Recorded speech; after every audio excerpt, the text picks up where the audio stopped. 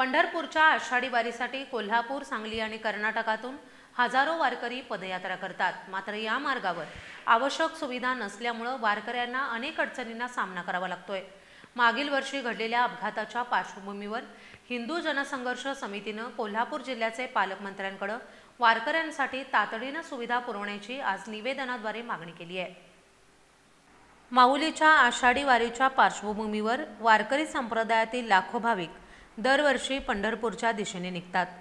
आळंदी, देहू येथून संतांच्या पालख्यांसोबत जाणाऱ्या वारकऱ्यांसाठी शासनाकडून आरोग्य तपासणी, मोबाईल क्लिनिक, स्वच्छतागृहे, आपत्कालीन सेवा आणि वाहतूक नियंत्रण यांसारख्या सुविधा पुरवल्या जातात। मात्र कोल्हापूर, सांगली आणि कर्नाटकच्या सीमेवरून मिरज मार्गे पंढरपूरला जाणाऱ्या लाखो वारकऱ्यांना या सुविधा मिळत नाहीत। या मार्गावर पिण्याच्या पाण्याची, वैद्यकीय तपासणीची, शौचालयांची आणि आपत्कालीन सेवांची कमतरता असून मागील वर्षी जुनोमी येथे अपघातात 7 वारकऱ्यांचा मृत्यू झाल्याचा दुर्दैवी प्रकार घडला।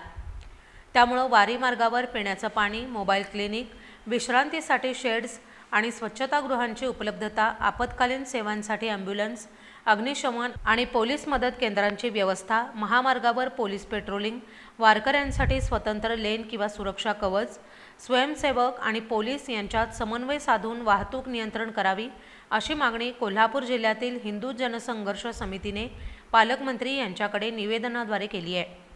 हिंदू जनसंघर्ष समितीने शासनाच्या आळंदी पंढरपूर मार्गावरील सकारात्मक उपाययोजनांचं स्वागत केलं असून कोल्हापूर, सांगली, कर्नाटक मार्गालाही समान सुविधांचा लाभ देण्याची मागणी केली आहे।